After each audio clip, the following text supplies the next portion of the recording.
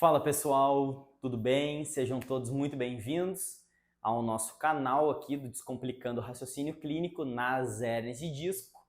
Projeto esse denominado DRC, onde a gente propõe levar um conhecimento de alta qualidade técnica, científica e que melhore a sua aplicabilidade dentro das relações práticas para você, que é fisioterapeuta, osteopata, quiropraxista ou estudante dessas formações, aprimorar a sua capacidade técnica, descomplicar o seu raciocínio clínico para que você tenha melhores resultados na sua prática, sejam eles mais assertivos, de forma menos complicada, com muito raciocínio teórico, prático e científico.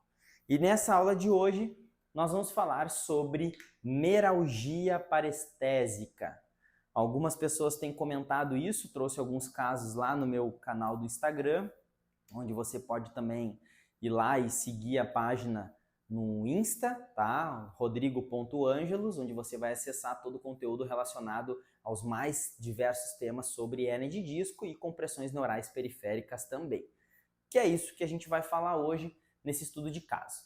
Então, se você está chegando aqui pela primeira vez, ou se você gosta de assistir às aulas, não deixe de se inscrever aqui no canal para a gente fortalecer esse meio, né, onde a gente leva informação de qualidade para vocês, e também curtir. E se gostou do vídeo, deixa aquele comentário para reforçar e eu saber que você está conseguindo acessar as aulas e gostando delas.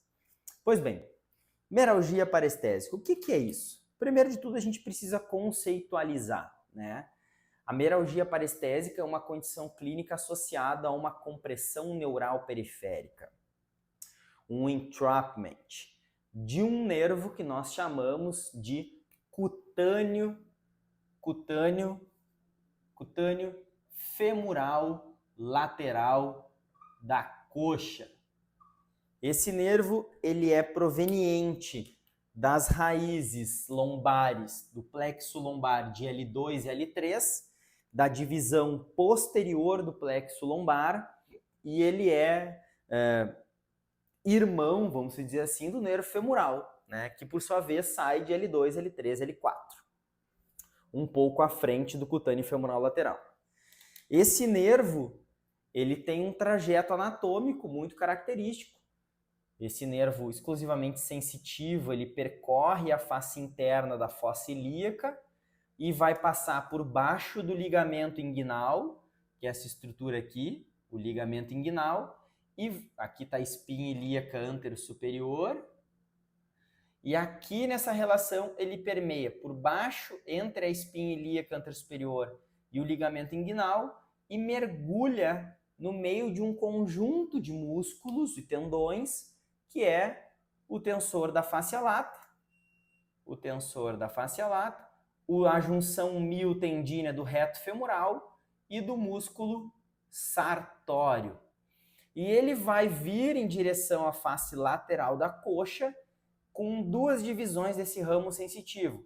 Uma divisão mais lateral, posterior, e uma divisão mais anterolateral, que são dois nervos que vão dar uma inervação de toda a face lateral da coxa, onde você pode ver nessa imagem aqui a área sensitiva dela.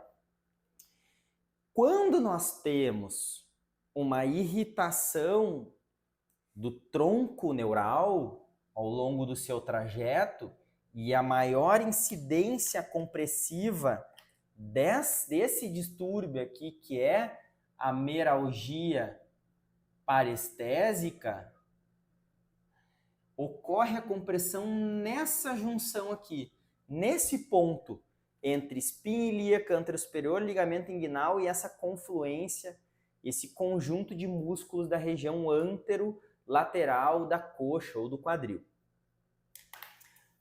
As compressões neurais periféricas, por se tratar de um nervo, pode gerar sintomas simples, inicialmente, né, como dor na área de abrangência do nervo, na face lateral, ou até mesmo sinais neurológicos, né, como formigamento, dormência e dor em características neuropáticas, né, queimação, frio doloroso, choque elétrico, agulhadas, Então, o paciente ele pode apresentar tudo isso em forma de queixa, tá? Nós devemos ter uma atenção particular, porque as dores na região lateral da coxa, as queixas na região lateral da coxa, são muito comuns e prevalentes nos nossos consultórios.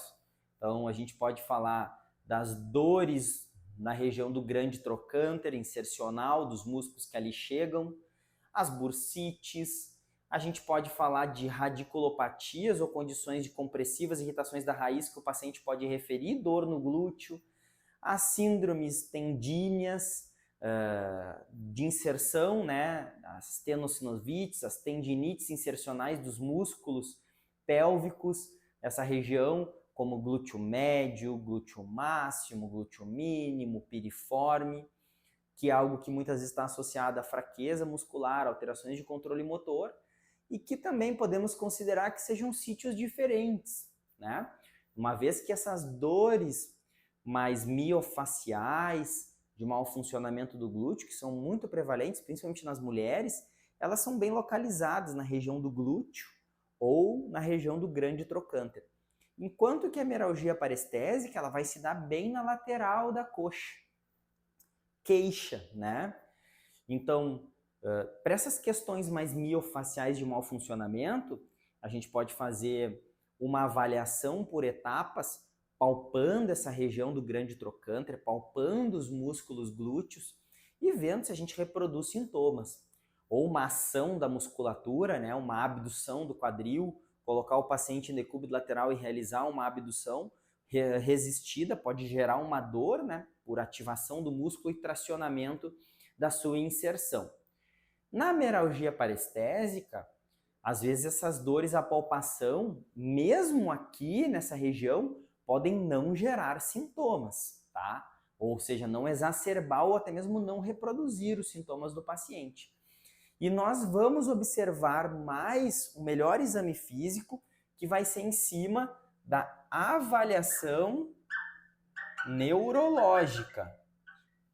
Ou seja, eu preciso realizar uma avaliação sensitiva nessa região, usando o toque leve, as minhas mãos, posso usar um cotonete, posso usar um algodão, posso usar uma estrutura mais pontiaguda para realizar o pick-toque, posso usar um diapasão, posso usar recursos térmicos, calor e frio, para avaliar se existe uma adaptação neural que gere uma hipersensibilidade, uma hipossensibilidade ou até uma característica como a alodínia, de estímulos que não deveriam gerar dor e que podem gerar dor.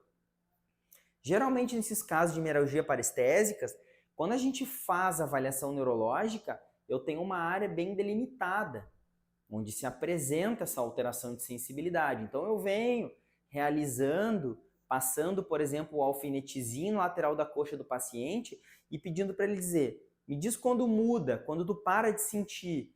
E aí eu vou fazendo pequenos riscos até delimitar bem essa área.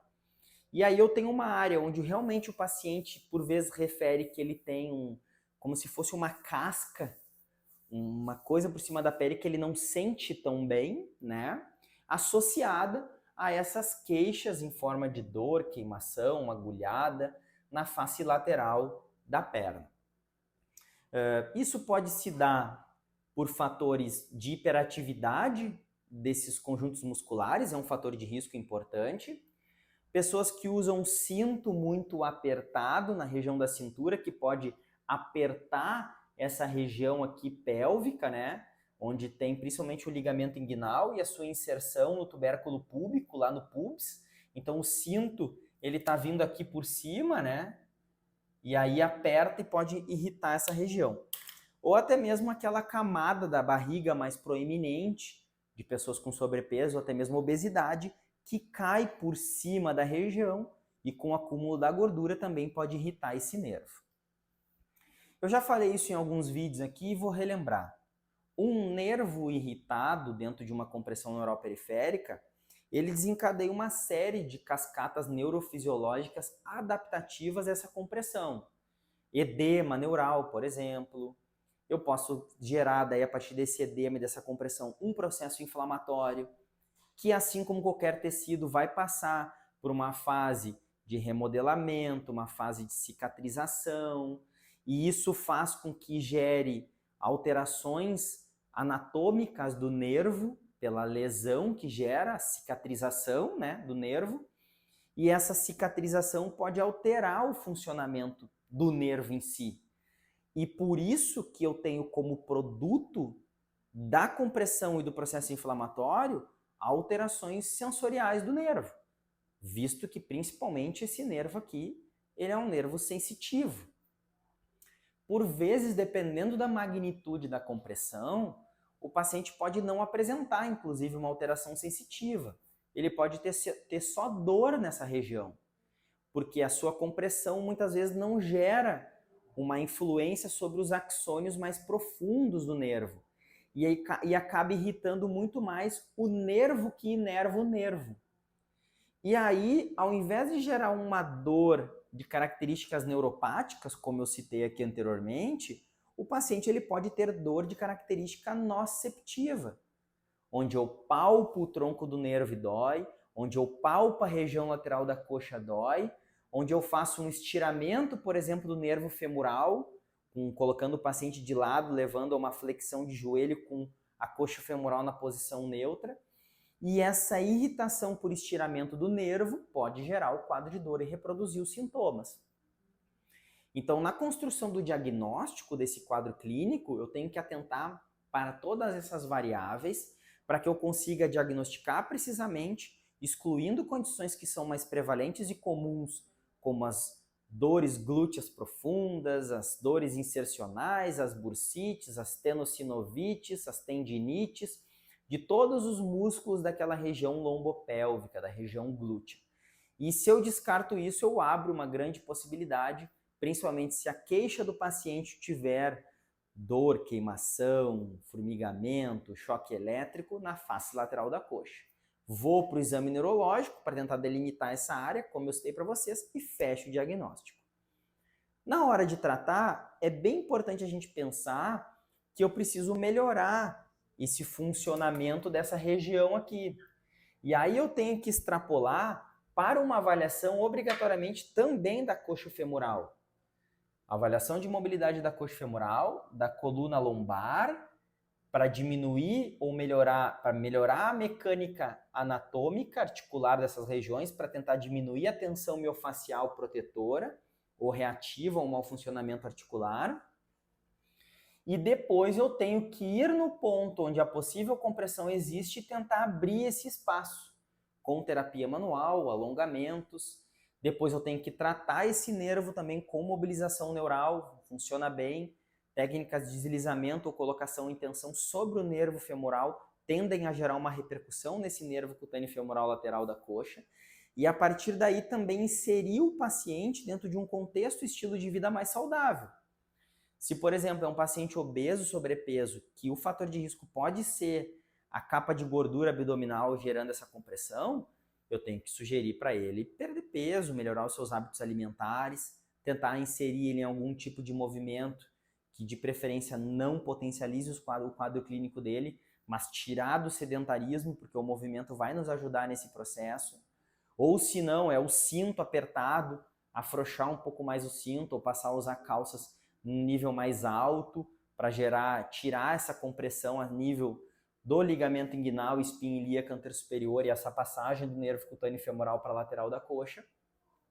Aplicando esses conceitos de mudança de hábito do modelo biopsicossocial e uma abordagem clínica eficiente com terapia manual, melhorando a mecânica lombar, pélvica, coxa femoral, muscular com liberação, manipulação de tecidos moles que visem abrir esses túneis anatômicos topográficos de passagem do nervo cutâneo femoral lateral e a mobilização neurológica, neural, tendem a melhorar esse paciente a médio e longo prazo na casa de 4, 5, 6 semanas de tratamento, tá?